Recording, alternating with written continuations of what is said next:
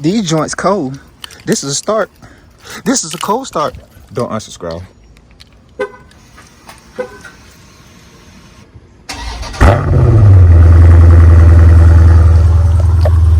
That gas way before I hit the door. It tastes like candy. She like, can I have some more? This that pressure. This that shit you can't ignore. This that shit you can't ignore. This that shit you can't ignore.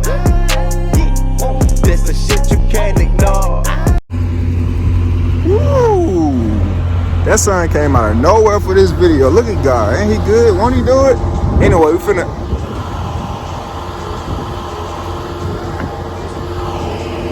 This a Walmart party. I ain't gonna do y'all like that. Hold on. My fault. Disregard.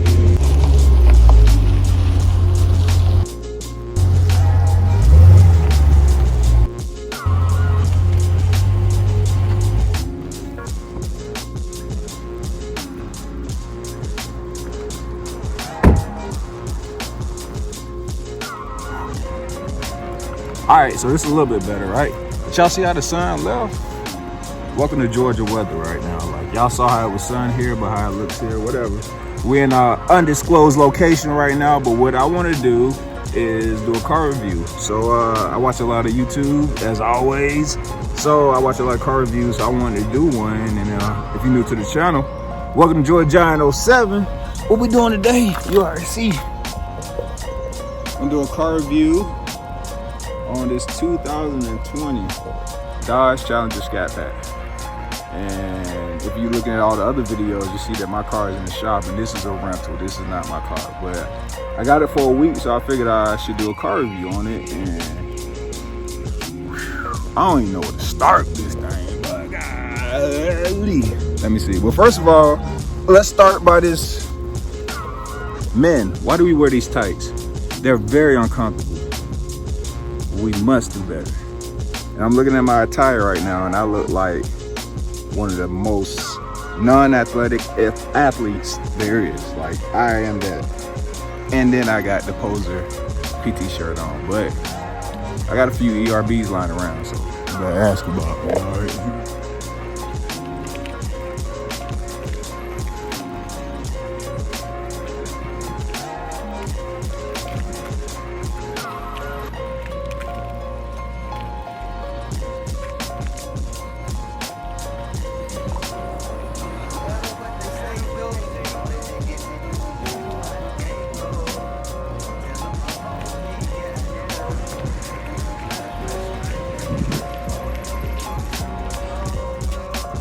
So as I said before, this is a 2020 Dodge Challenger Scat Pack in black, which, by the way, this car is literally like my modern day dream car.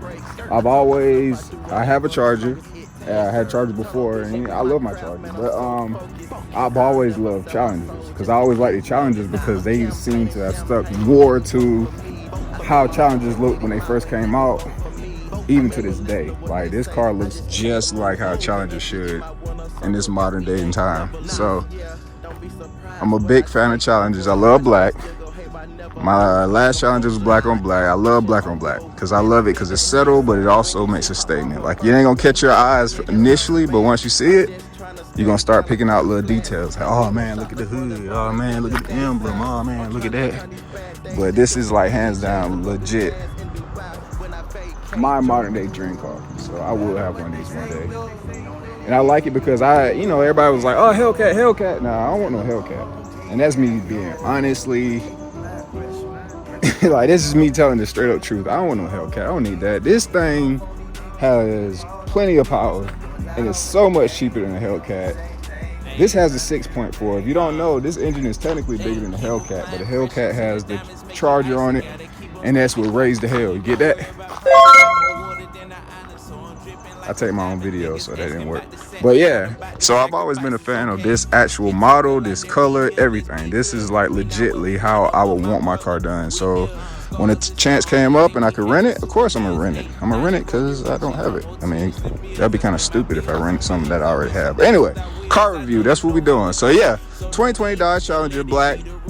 Scat Pack, 6.4 liter. So this is almost 500 horsepower. It's like 480 something. This is all the top of my head. Like, I'm a car dude, but I'm gonna throw y'all some rough estimates out there. You can always Google stuff. But it's like 485, and I think it's like 475 for the torque. Now, torque. I thought I knew what torque was. Torque. Once again, I feel like I'm saying twerk, but it's torque. I feel like I knew what torque was, but yo, as soon as I got the car and I pulled out the little rental facility or whatever, I burned out. Not like no aggressive smoke, but like I spun out because I just tapped the pedal. And torque is what power is being generated to the wheels, and which makes it spin. And when you spin that real quick, then shit go flying and noise happen. Anyway, 6.4, 485 horsepower, about 475 feet of torque. I think these start probably about 40,000, and then, you know, going further up. This one is pretty good. It doesn't have like leather or anything like that, but it doesn't have a sunroof. So I know this isn't like a premium package, but it does have the Alpine. These are 20s, so I'm pretty sure these come stock on it. So I don't think that was an additional option. I'm pretty sure the spoiler comes on it. You know, whenever you go higher up in the trim, you're gonna get more stuff, more bang for your buck and stuff like that. So I'm pretty sure this is probably more of a standard Scat Pack that you would see compared to anybody that did any major upgrades and stuff. But I love the car, bro. The Brimbos. Yo, this I've heard, but you don't know until you drive it. This car is big and heavy. Of course, that's what everybody always say with Mopars. They're just big, clunky. But honestly, Mopar is the only muscle cars that I think actually stuck to the foundation in which muscle cars was built on. You know what I mean? And that's no shade to none of the others, because I love cars. As far back as I can remember, I love cars. But like Camaros are awesome cars. Like, I said awesome. I don't never say that word. Camaros are a dope car. They look good and they perform well. They're very agile. And I feel like that's suitable for the track.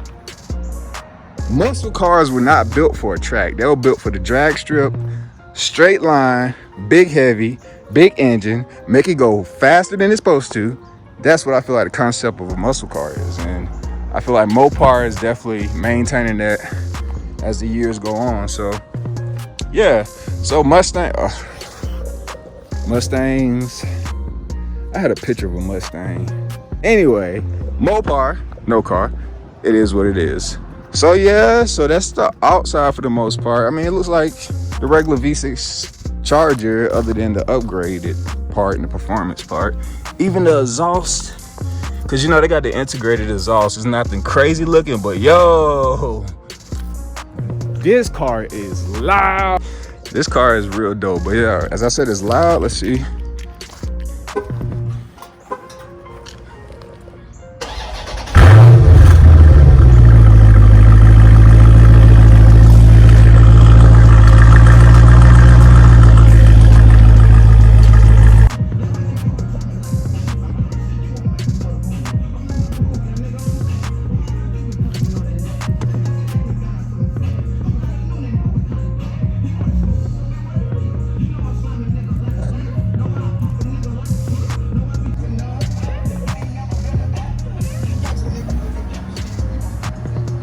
A lot of people that feel like they have to play music loud, they be like riding in like Toyota Camrys and stuff. Like, it don't be like a box Chevy anymore, or, you know, some joint on 40s anymore. It just be like a mom minivan. That van probably over there, they probably are listening to I don't know, they probably listen to Chief Keef over there or something. I don't know. Anyway, all right, so moving on to the inside, right? Oh, the Acapella. Oh, this tree is from the wood of this, and nah, we ain't doing all that. Look, bro, it's a Mopar car. So this is supposed to be leather, maybe something like some leather. And this some cloth stuff, and this, you know how that hard plastic be, so that's what this is. And this, the door handle is completely different than Charger. This kind of threw me off. I'm not gonna lie, that threw me off. Cup holder, miscellaneous. This where you put change. I bet you if anybody got a Challenger, I bet you y'all got change. Then you got Alpine, like I said. Yeah, and then overall, the cluster and the overall dash was like just any other Challenger. I mean, it's got the 392 here. Speedometer though, that thing got 180, a lot less of a bang of a buck. Regular clusters for a Challenger. Steering wheel is kind of similar to mine, but I don't have paddle shifters in my 2019, and you know it's a V6. So I gotta hold on, I gotta fix that. But yeah, so yeah, pretty much most of the original buttons. I don't have paddle shifters in my 2019 Charger. It's a V6, of course. I've only had V6s. I am a V6 guy, so I ain't trying to come through and cap or nothing like that. It's got the big boy screen. It's bigger than, I don't know what this, 8? I think this may be 8. I'm touching screen. It's a rental. I do what I want. So I think it's like an 8 and mine's like a 7, because this one is a little bigger and it's got, of course, well, y'all gotta see the starter though, of course. Let's see.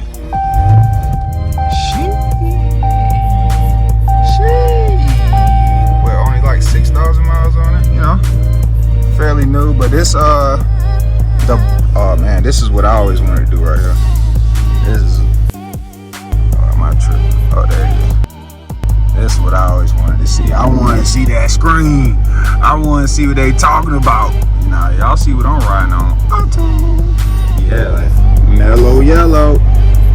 Once again, just a reminder of Georgia weather. What is it? It says it's 83. Yeah, 83, whatever. So if I look a little glossy, a little greasy, I know I'm a greasy guy, you know what I'm saying? But, you know, talk to me nice. I don't know where I was going with that. I'll probably edit it out. Anyway, yeah, got the screen. Overall, Bluetooth. The usual functions right now that's going big, especially in Mopars. You know, you can plug in your thing. You got the Apple Play, the Google Play, Siri XM. Y'all know what's coming in. And then down here, the little cluster is different, especially from my car.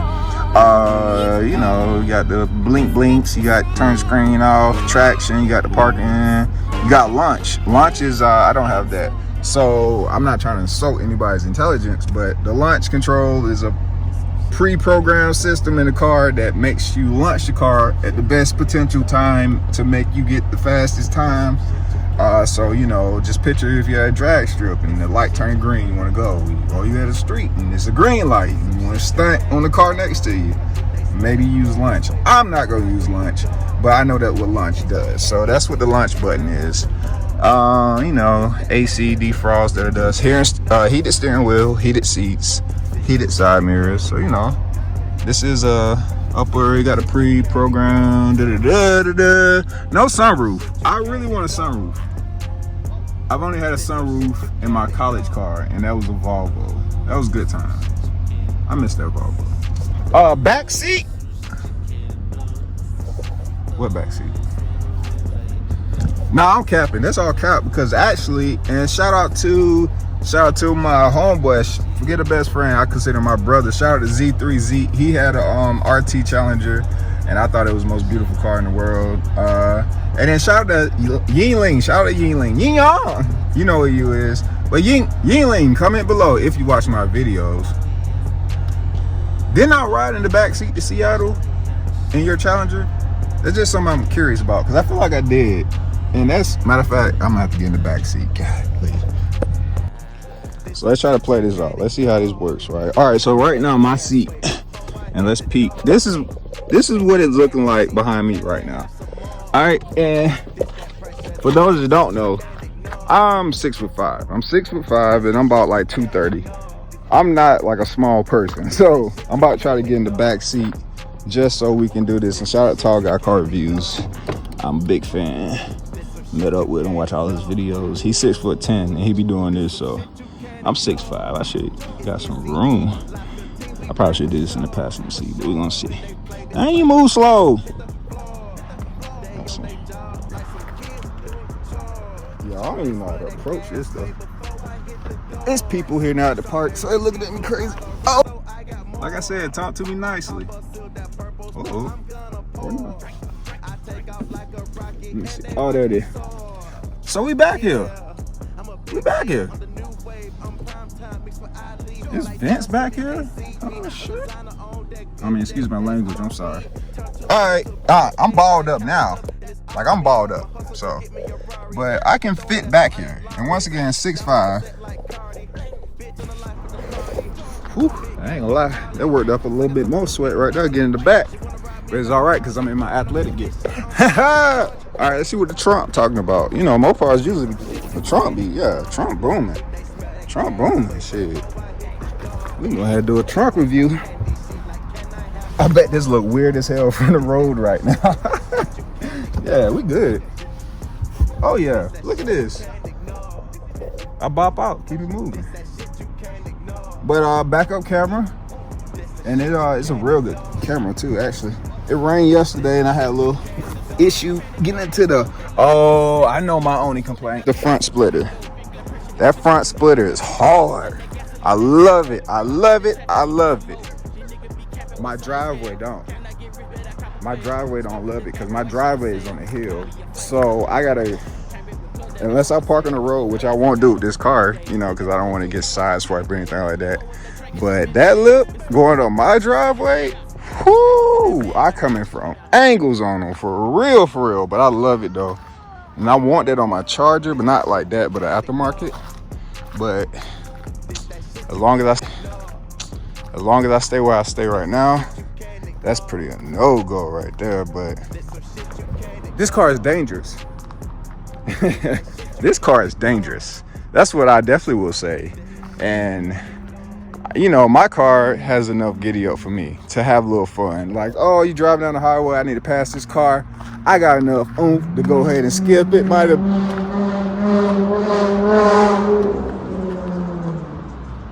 Y'all might not believe me, that was a Charger. I hope I don't sound like that. It'd be very dangerous if you drive it reckless. So I feel like that's another big thing that everybody should consider. I like the retro cap too. So this is what I was talking about. Little small things like that definitely keep its like muscle car heritage in a way. That Charger still going. But I think that's most of it for, well, no. Can't do no car review without popping the hood at least. So let's pop the hood and see. Once again, 6.4 liter. That's a big engine, bro. That's almost twice size. Come on now. And this hood is dope. And this is all functional too. You can look clean through. This is all so it can breathe. Oh, where that though? No, there it is. You see it? What certain watch you say? What about that, Jake? You see it? Powered by that SRT. 6.4 liter, y'all. That's a lot of horses, bro. This is a big engine. I don't think you have to know cars to not realize that the bigger number I say, the bigger the engine is. And that's a big engine, bro. That's a real big engine. And I guess that's what the concept is. The tires, they got 245. They got 245s all around. For those that don't know, 245s are pretty much how wide the actual surface of the tire is. How wide is this tire in the back? That's what 245 symbolize. The second number will be like the profile. So that's talking about this. The profile of the actual tire. That's how thick it is right here. And then you see 20. So this is a 20-inch wheel rim, I should say. And I like these wheels. Yo, if my Charger came with these wheels, I probably wouldn't have rims.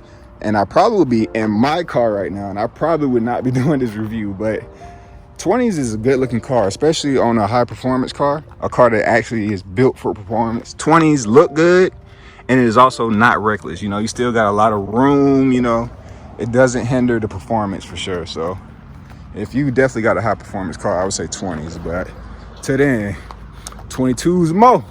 That's what I'm running with, you know what I'm saying? But these wheels look good. If my car had these wheels, I would have rolled it out a little longer, especially this color wheel. But my rims that came on my car,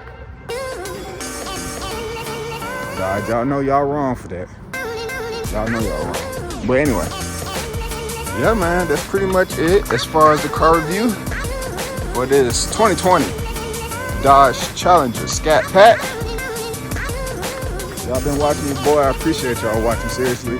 It's your boy Georgiano7.